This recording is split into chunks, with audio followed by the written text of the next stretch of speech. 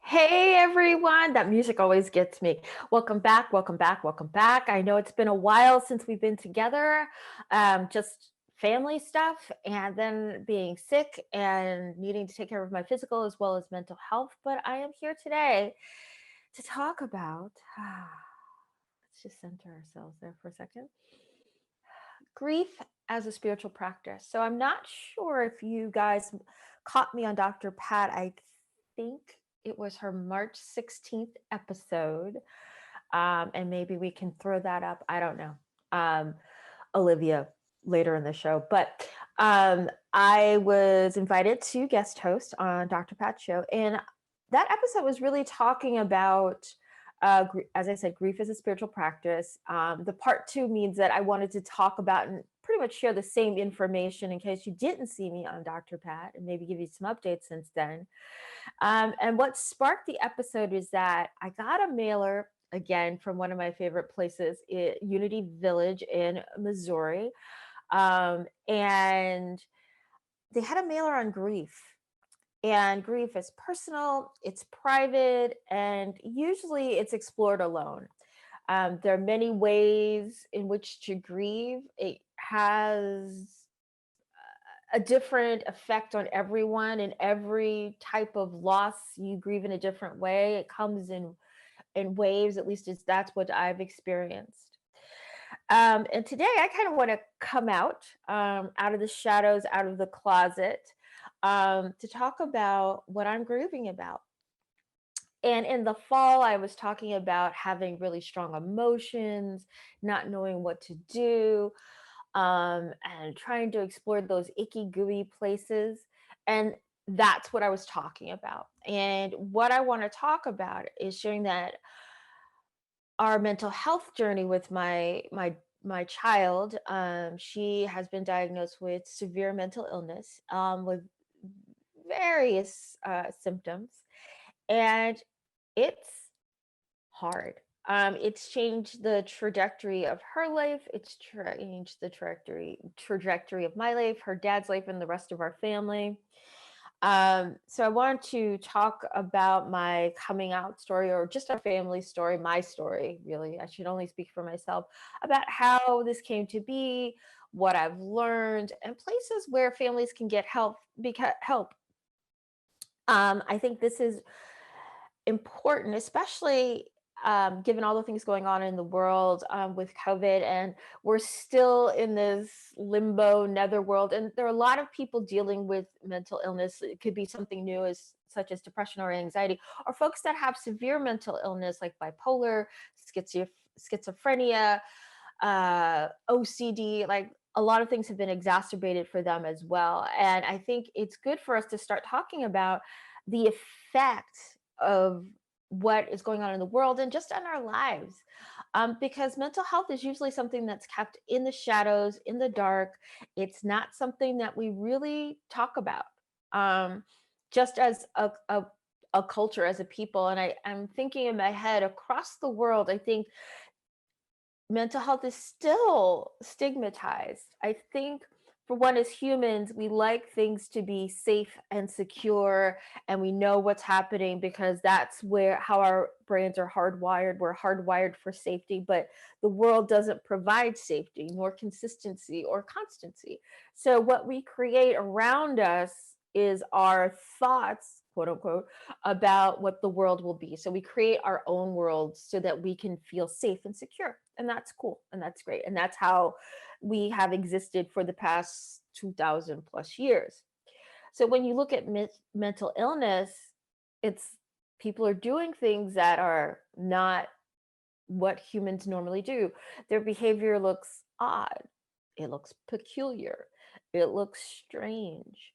Um, we have treated people like with mental illness as pariahs, and we kind of pushed them out of our communities in a way, or we keep it hidden so that that person won't be shamed. It's kind of like that. I'm thinking of the image of putting the older woman out on an ice floe to die because she has no inherent value to the community anymore. So therefore, she must be pushed out. But I don't know if that's even accurate. Neither here nor there. I just don't want to offend anybody. Um, so as we push people to the margins, there's a lack of understanding, there's a lack of education. While there might be understanding in that, one of my favorite words, liminal space or area, the larger group doesn't understand, or it's challenging for them to understand. And with May being Mental Health Month, I'm going to spend probably a little bit more time exploring how we view mental health and what we can do as a mental health caregiver. Because it's tough. And I am a person that has pushed it aside. Like I kept it very quiet. As I started to figure out and determine this is there's something off here. There's something odd. I kept it to myself. I tried to figure it out. As we all know, I try to be super mom and understand and do everything, but I can't. That's not my role and not my job. I can't do it all. But with your child, especially, I I, I had a younger child at the time. When I started to see the changes at 8 and 9, it's tough. And then also with my child having other learning disabilities, so other comorbidities, because she's so young, the system within schools and then counselors and all of that, everything has to follow a certain rhythm before we can come to a decision or a conclusion. Rightly so, because the children are young, is that we need to see if it's something that's this is just happening now and maybe they will grow out of it, and that's always the positive use case, is that the kiddo will grow out of it. But as things become deeper and darker, it's harder to get that help and support, because as the child starts to disintegrate, it, parents don't necessarily have a place to go.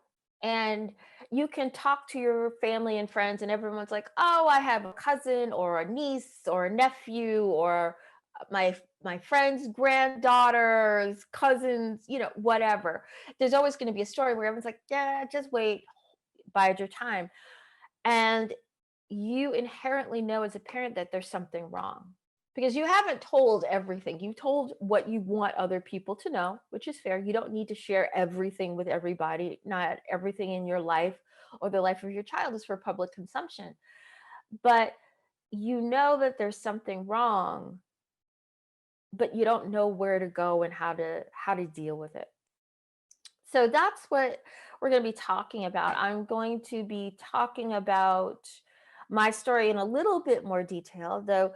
Again, I want to keep our family's privacy, especially my child's privacy, because again, not everything is for everybody, and the internet is forever. So we're going to be talking about, as a parent, what do you do once you see all these signs and indications? How do you accept what's going on? So bringing it back to that mindfulness, which we talk about here a lot. Also, how do you ask for help? Not only going out to professionals like your doctor, your psychologist or psychiatrist or speech therapist, occupational therapist, other types of providers, but how do you ask for help for yourself? How do you get support for yourself? How do you validate your understanding of what's going on around you? How do you validate your own feelings? How do you just deal, right? Because that's the I think the hardest part. And then I want to talk a little bit more about resources, some places where I found a lot of help and support recently. NAMI and MHA, and NAMI, I think it's National Association of Mental Health something, and MHA is Mental Health America. Those are two of the preeminent organizations where families, practitioners, people suffering with mental illness can go and find support, information, and then advocate. So again, I think we'll be throwing up NAMI and MHA's websites throughout this. So hopefully that can be helpful to somebody there. So today we are speaking about grief as a spiritual practice and talking about how do you deal with a child having severe mental illness. So we're going to be talking a little bit more about my story in bits and pieces, acceptance, asking for help and resources. And I hope you stay tuned because I think this is a really good conversation to be having. It's a conversation as a nation, as a country, as a culture we should be having. And you're here today with me, Brittany Miles, on Miles to Go with Brittany Miles, How to Lose to Gain It All. And we're talking about grief as a spiritual practice. So we are going to go to a break, so stay tuned.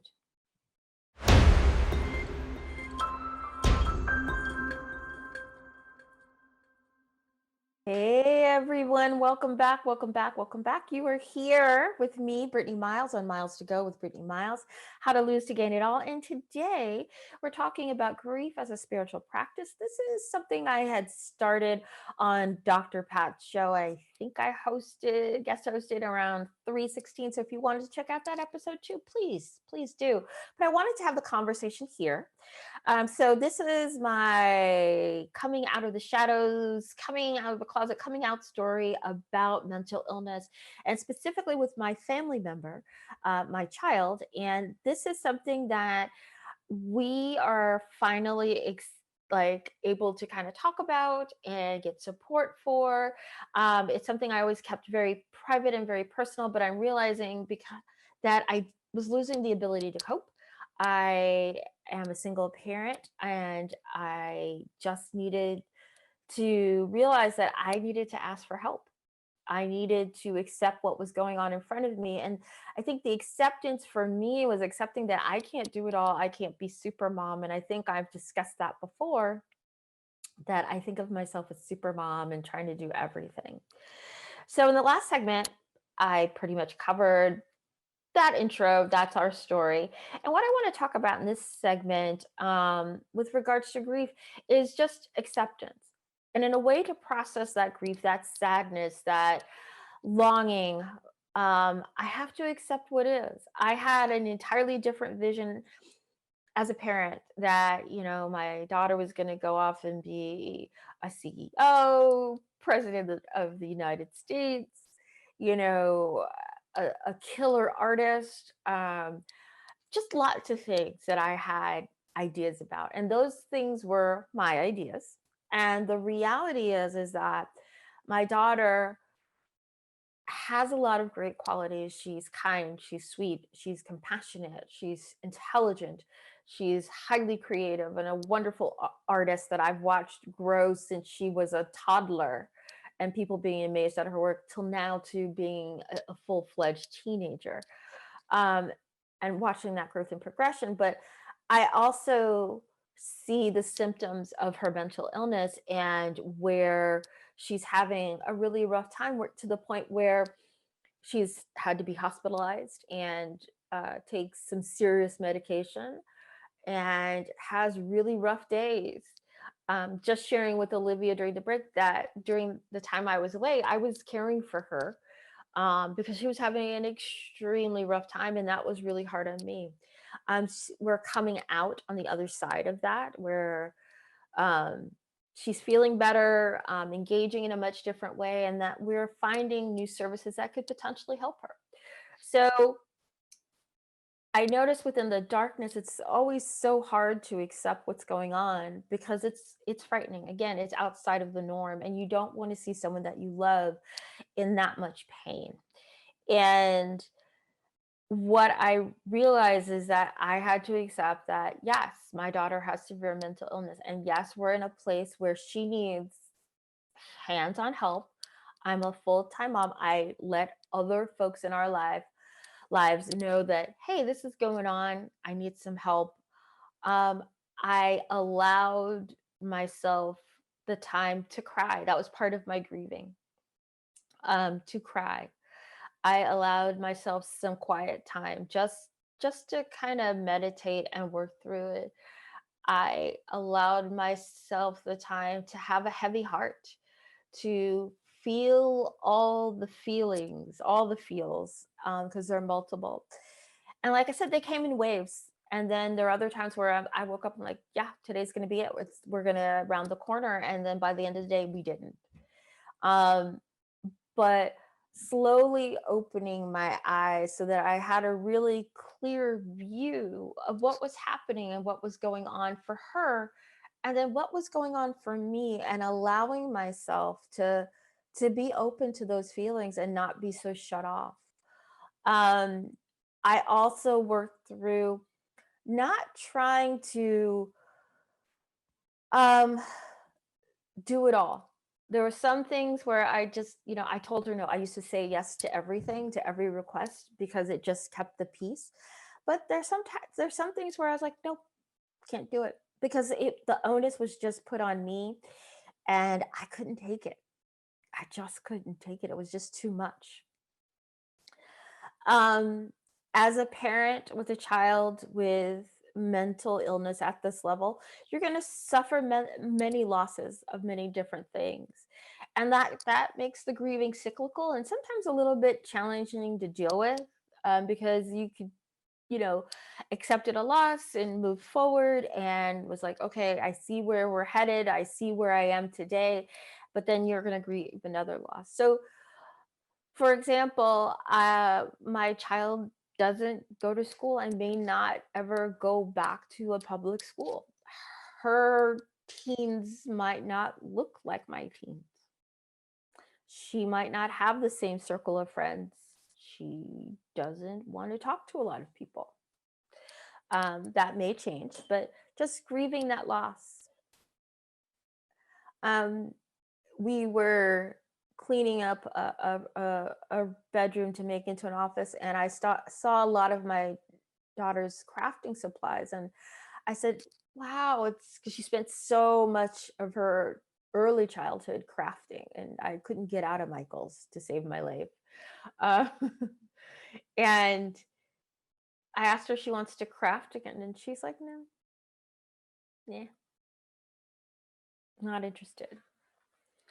um Understanding that, there are just some things in our lives that will never look like other folks, where she might stay at home longer than other kids her age. um that she will continue to be homeschooled. She may not drive a car at 16. Just given her brain activity and focus, that might not be the best thing for her and for other folks on the road, just for her safety. So sitting back and looking at these milestones or markers that we have in our lives, especially for children, she might not have those. They may be different. Some I've kind of preemptively said to myself, well, she might not have that, but who knows? Things can change. Everything can change. And another thing that I've realized is that as I look at accepting what is and looking at the losses that are and maybe to come, I can enjoy today. I can enjoy now. Today we have beautiful weather here in the Northwest. We've been having a great week. Spring has sprung. Um, my child is doing better this week, has been, um, in some parts of the week. I've seen progress. So I'm going to accept what we have for today. And something that I heard in one of my support groups or an article that I read is that walking beside your loved one is important. Try to find the places where you have common ground, the places where you can connect again. Not always looking at that disconnect and what you don't have. Think about what you do have. And that's incredibly helpful to keep you focused on today and being in the now, because there's so many amazing things that I do have with her. I We have a great time. We have a good relationship as mother and daughter. We enjoy our little doggo.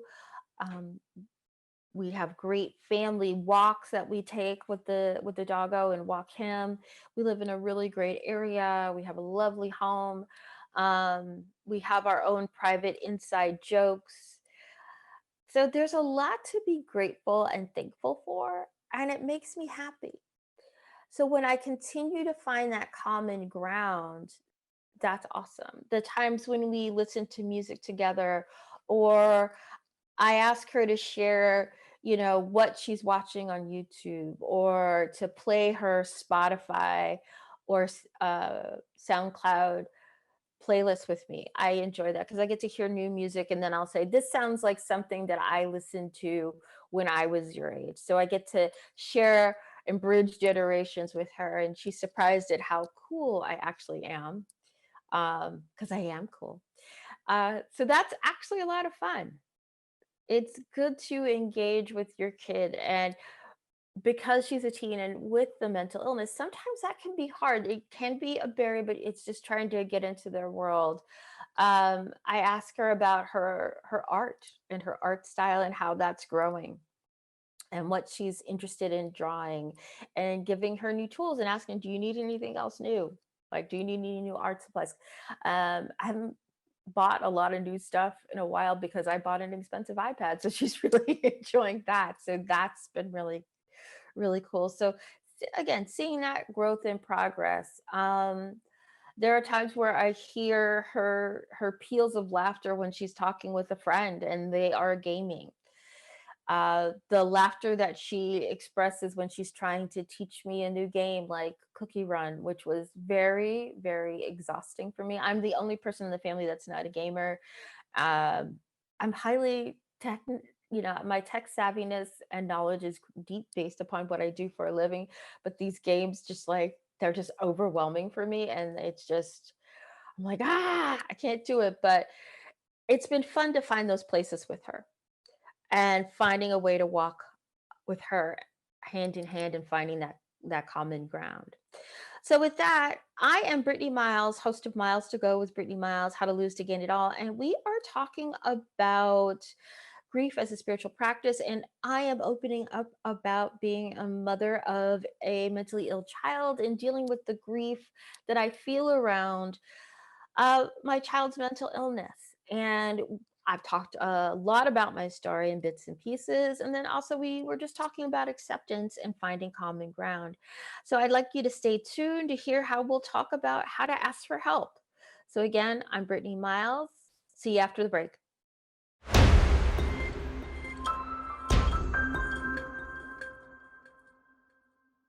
Welcome back, everyone. I just stepped on the music. Sorry, Olivia. But hey, because I couldn't hear for a second. You're here with me, Brittany Miles, on Miles to Go with Brittany Miles, How to Lose to Gain It All. And today we're talking about grief as a spiritual practice. And I'm coming out of the shadows, out of the closet, if you will, regarding being a parent of a child that has severe mental illness. I've kept this very close, very personal. But now I'm realizing it's okay to step out, especially because next month, May, is Mental Health Awareness Month. And I'm going to continue to do shows on mental health just so that people can feel comfortable and supported, and that that this is a safe place to talk about that. So stay tuned. I think I will dedicate my next two shows in May to mental health and awareness.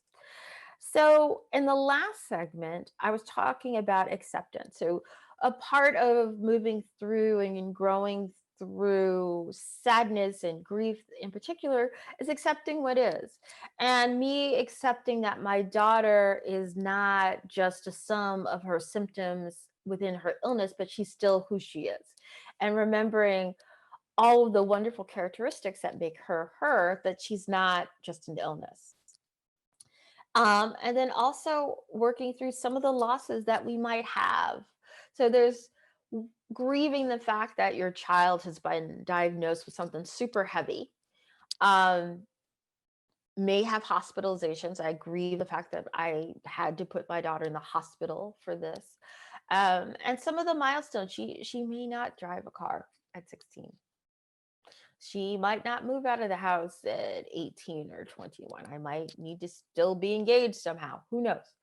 But knowing that there are different types of losses that are potential, and giving yourself the space in the room to grieve them, because we do have those mile markers, those milestones for kids as well as for adults about things. And that's kind of what makes life fun and interesting for us.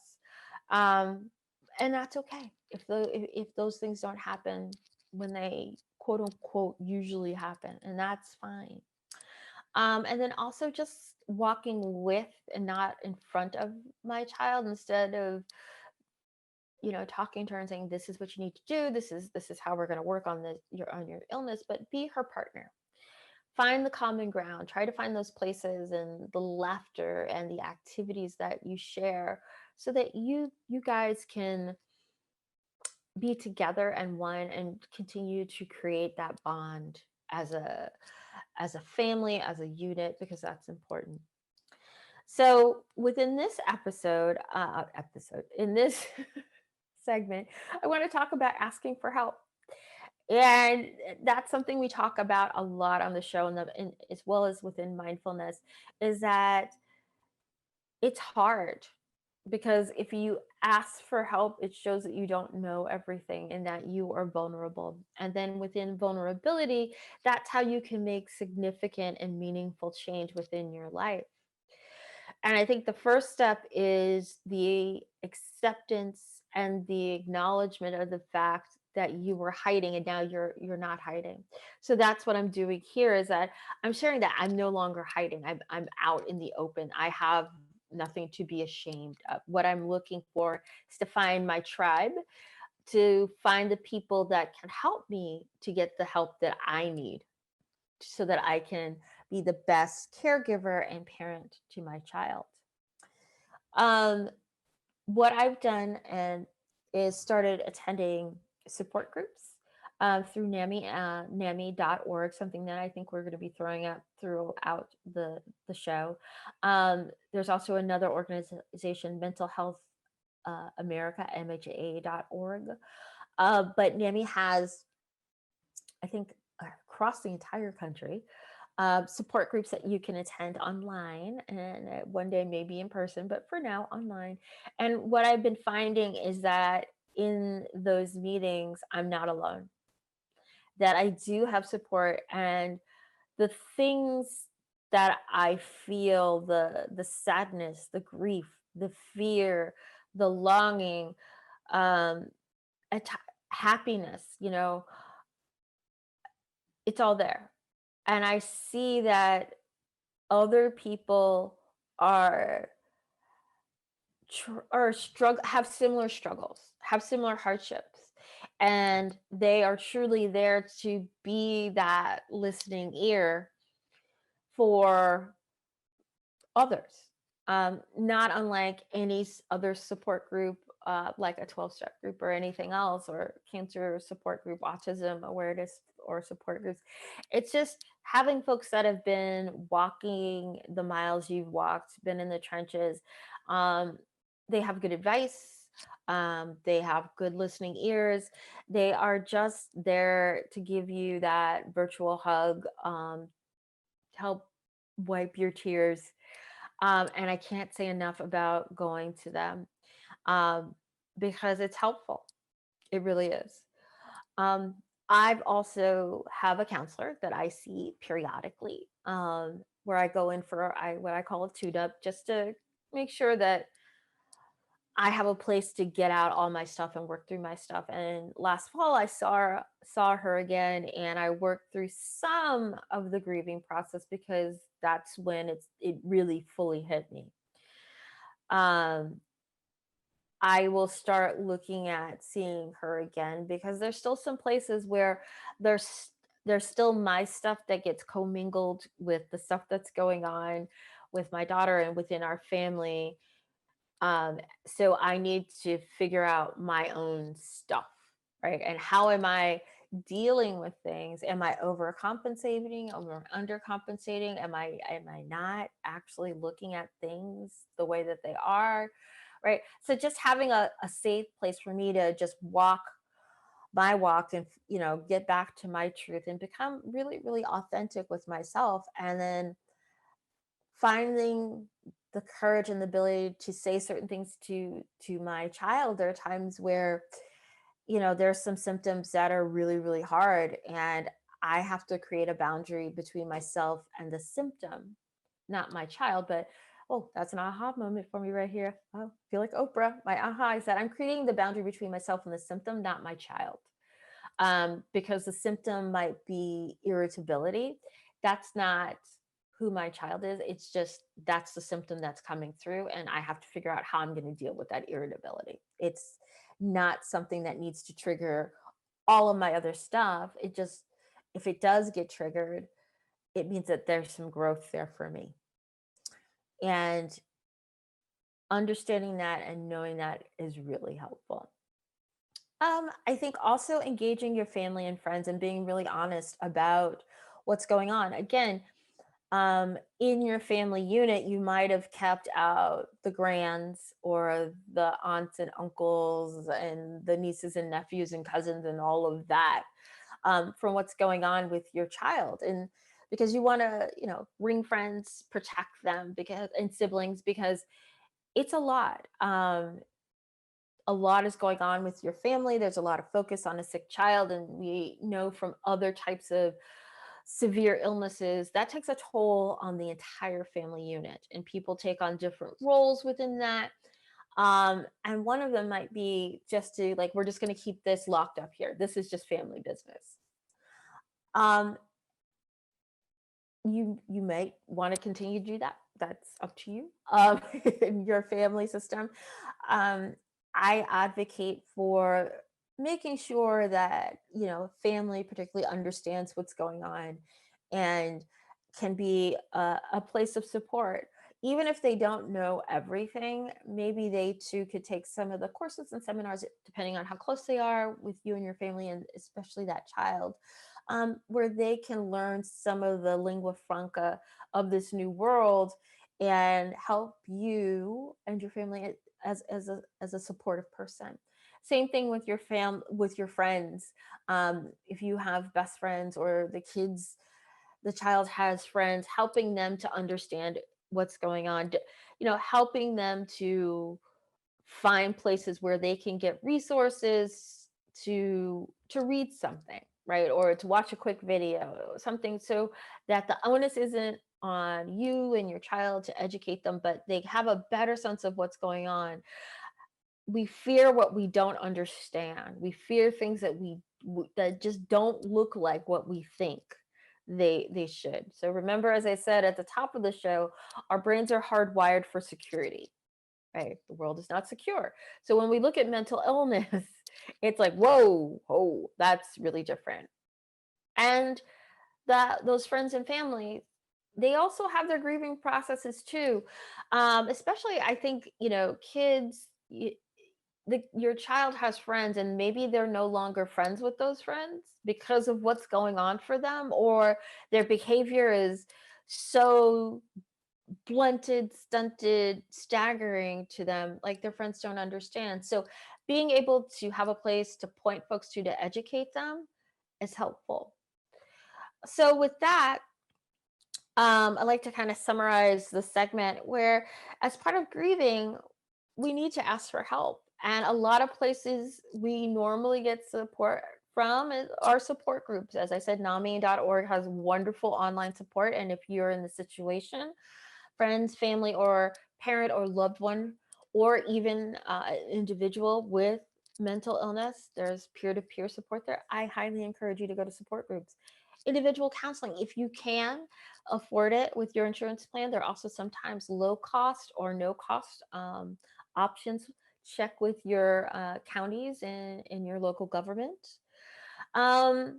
Stop hiding, get out there, help, Start speaking your truth. Try to live your life authentically as much as you possibly can so that you can get the help that you so rightly and deserve and need, and engage your family and friends and let them help you. Let them be a support to you. So, with that, you are here with Brittany Miles on Miles to Go with Brittany Miles, How to Lose to Gain It All. And today we are talking about grief as a spiritual practice. We're talking about grieving a loved one, a family member that has, mental illness. And how do you get through that? So stay tuned. We're going to be talking about resources in the next segment. So I'll see you on the other side of the break.